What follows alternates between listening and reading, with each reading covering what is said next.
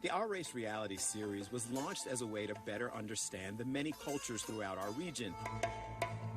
Over the years, we've encouraged you to share your thoughts on important topics that you'd like us to discuss. You've got to know where you've come from better. And this special was inspired by that same mindset, but came from one of our Fox 29 family members who just wanted people to understand. I love my people. I want you to love them too. The culture, history, and contributions of her community. The Arab American community. And like you have this like, oh, this is like not something I'm interested in learning more about. Arab Americans have contributed to this country for decades. It's just that many of them were never identified as Arab American. There's so many Arab Americans that live in Philadelphia. From the celebrations to the misunderstandings. I want you to have the opportunity to see who they really are. These little kids, you know, second grade, third, up to, you know, high school, you know, they're the future. The love is endless when it comes to Arab Americans and the U.S. This is Our Race reality. Do you know me?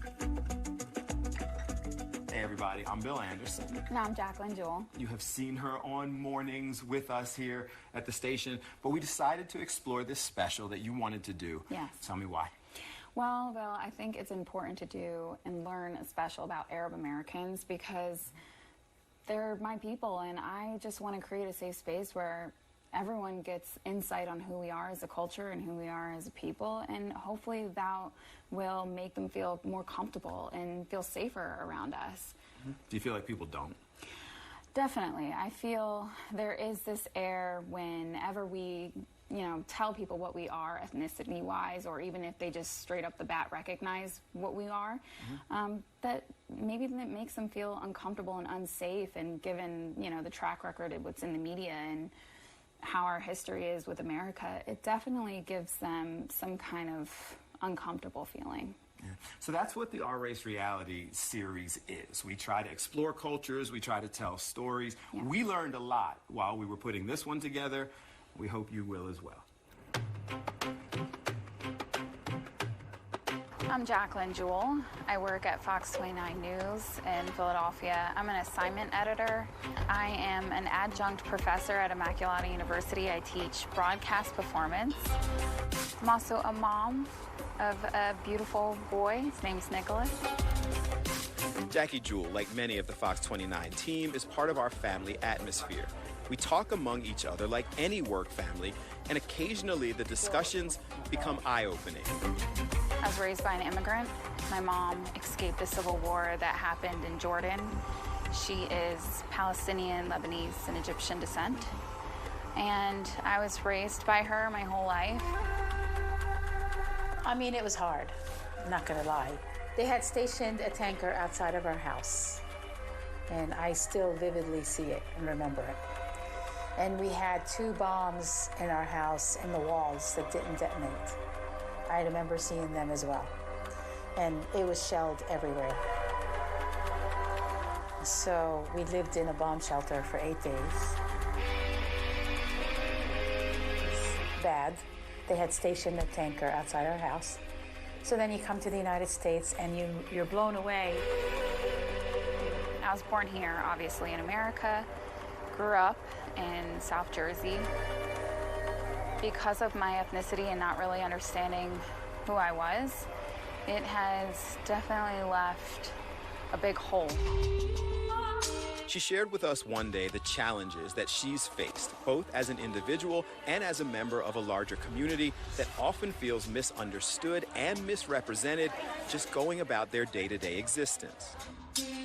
My teacher at the time, he had asked every one of my classmates how they would feel if someone of Saudi or Palestinian descent or any kind of Syrian nationality, whatever, would come over here and how they would feel about them living next door if they sought refuge.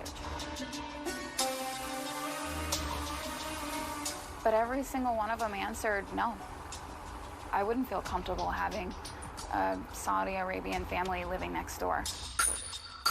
Just going to school demonstrated her other status, and that's just dealing with local feelings. Devastating things that have happened overseas and that have affected this country greatly. And it has left this kind of negative mark on who we are as a culture and who we are as a people. Like so many minority communities, societal perception is far different from their reality, but without a large voice or platform to share their stories, they're simply left living with the labels given to them. It's like people are afraid. There's a sense of fear when it comes to the acknowledgement of Arabs. You automatically think, oh, that they're, friendly with terrorists. They don't speak for the rest of us. So how do we get past stereotypes and into common ground? The majority of us are just like everybody else in this country. We're just like you and them and they and other families here trying to make a living, trying to build a community of love and life, laughter, support, feeding each other and having events and getting together and really feeling like this is where we belong. How do we highlight the causes of feeling disconnected? They're not recognized or acknowledged in the U.S., and it could be a big problem, especially in the health industry, especially when you're trying to figure out a certain disease or genetic misunderstanding in your health system, and you can't seem to solve that because you are not recognized by the U.S. Census. So there's no formula or funding for that specific kind of medicine to help you out. How do we make people understand that we are much more alike than different? I think my point is to really shine a light on our identity, show the world who we are, and kind of change the narrative about this misperception of what Arab Americans mean to this country and who they are as people and how they contribute. It starts with a conversation and then a deeper look at the culture, contributions, challenges, and successes, all tied to a very simple question. Do you know me? I love my people. I want you to love them too. I want you to have the opportunity to see who they really are. And no matter how big the differences are, find that we are very much alike in so many ways. And there's nothing to be afraid of.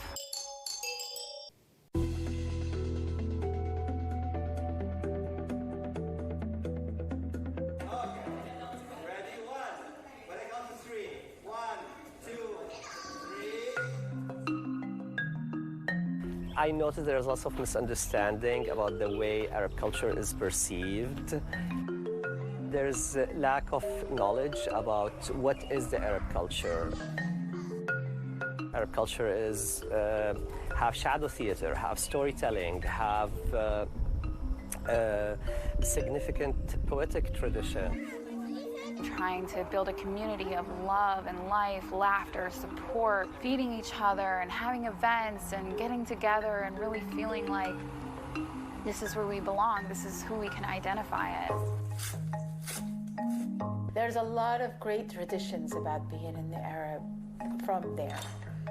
The food is beautiful. How long did Grandma take to make all this stuff? Food is, I think, one of the most accessible sort of art forms, the culinary arts, because everybody has to eat. I like mine lemony. My mom cooking a lot of the Middle Eastern delicacies that she grew up having as a child and really incorporating that into how she raised us. I think it's nostalgia. That's the reason why she kept it, but I'm happy that she's blossomed up more, opened up more about who she is and her culture. As an adult, I find comfort in knowing that she's getting back to her roots and being less ashamed about it. The students definitely is the main reason why I do this. Down, yeah, low and high. Ready? Yalla. Through them, these little kids, second grade, third, up to, high school, they're the future. And when you give them a doom back, you know, it presents the Middle Eastern country, the Arabic country.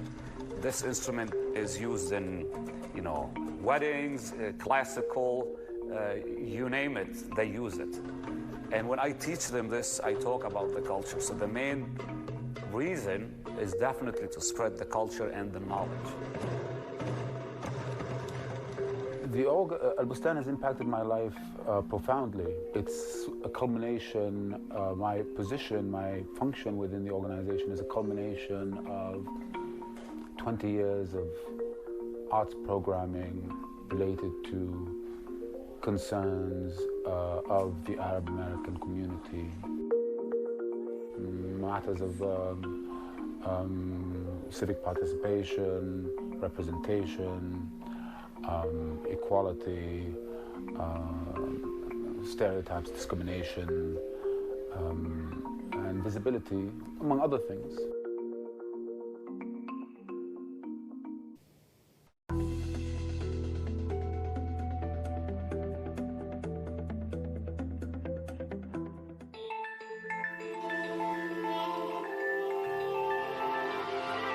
Forgotten people, to me, is Arab Americans. We don't get certain rights, we don't get privilege. We don't get, you know, the funding that we need for education and health purposes. There is no checkbox on the U.S. Census for Middle Eastern and North African descent. And I think that's really a difficult thing because there's a lot of disparity with our ethnicity. Money for jobs and education, not for war and occupation. Politically, you know, we get backlash. They say you cannot fly with us. There is a passenger who doesn't feel safe. And that causes a lot of problems, especially in my community. And there's such a huge abundance of Arab Americans.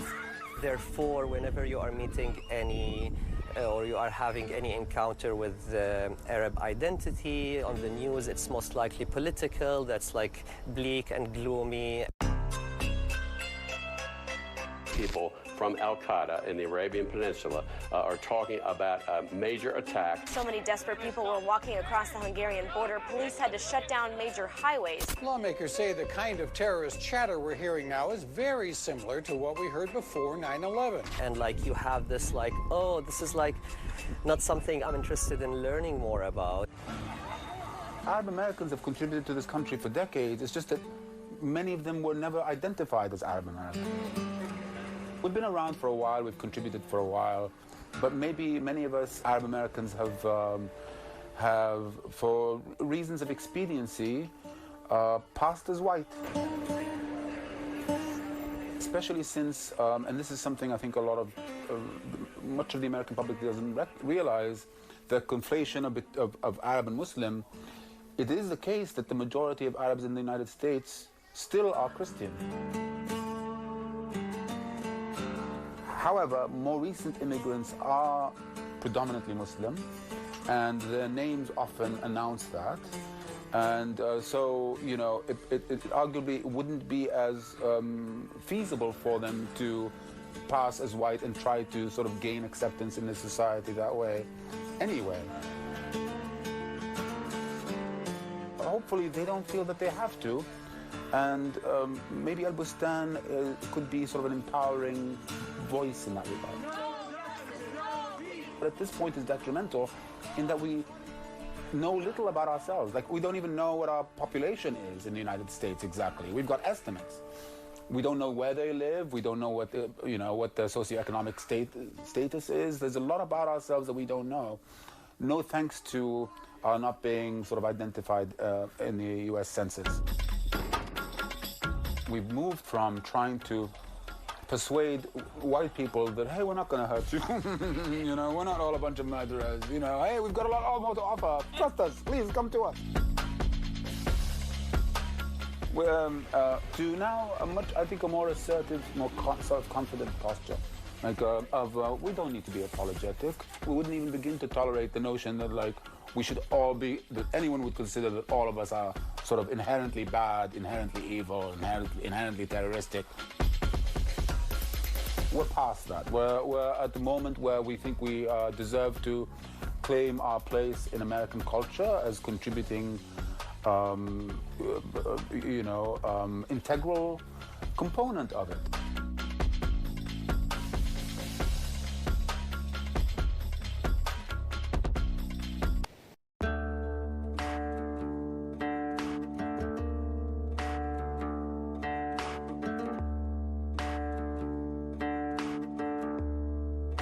So the community in Philadelphia is very tight-knit. I think you will run into a lot of Arab Americans in Philadelphia with the same mindset, that they just want to fit in, they just want to be identified, they want to be recognized, have a voice, be able to vote, be able to get funding and other privileges that they don't have as everybody else. We're trying to sort of create a discussion, a conversation where people begin to, people who might not have thought otherwise can conceive a role for themselves within American society that they would have thought was the domain of the privileged people that they will never join. And I'm sure all the community will learn a lot from what Al Bustan is doing and teaching. Definitely. It's a beautiful organization, very knowledgeable, very good team, and I know they will do even better and better. They're like trying to bridge this misunderstanding between how Arab culture is perceived publicly and media-wise and how the real Arab culture is. They love it here so much. This is their home. And they had to leave everything that they know, all the language that they know, the culture that they understand, to come here just for the price, the simple price of freedom. My vision is to deepen our connections locally while growing our impact globally. The work that we do daily, I hope, helps us inch towards those goals.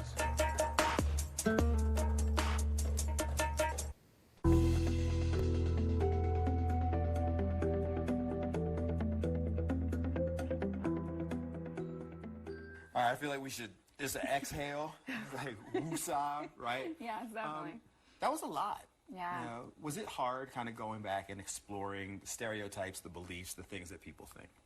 It felt good. It felt right. It felt like this is what was needed to be done and what needed to be said, and hopefully people got more information out of it. Yeah, we actually said in the special that unfortunately a lot of times that communities have things to say but don't have a voice or an outlet or a place to do it. Yes. You had that here, so what do you hope people got out of this? My hope is that they definitely see more commonalities between us as a culture and them, and that they can be less fearful and feel more safe around us. And learning a new culture is always interesting and just different and fun to do. It seems like it was very important to you, as you repeatedly throughout the special talked about how much you love your people. You wanted other people to understand that as well. But you love everybody. You just want the feeling to be reciprocated. Exactly. Definitely, Bill. It's always nice to feel the love come back at you the way that you give it out. Good. We hope that you got something from this. That's the whole point of the R-Race reality specials. As I said, I learned a great deal, and I appreciate you sharing so much of yourself. We thank all of you for watching. Thank you so much, everybody.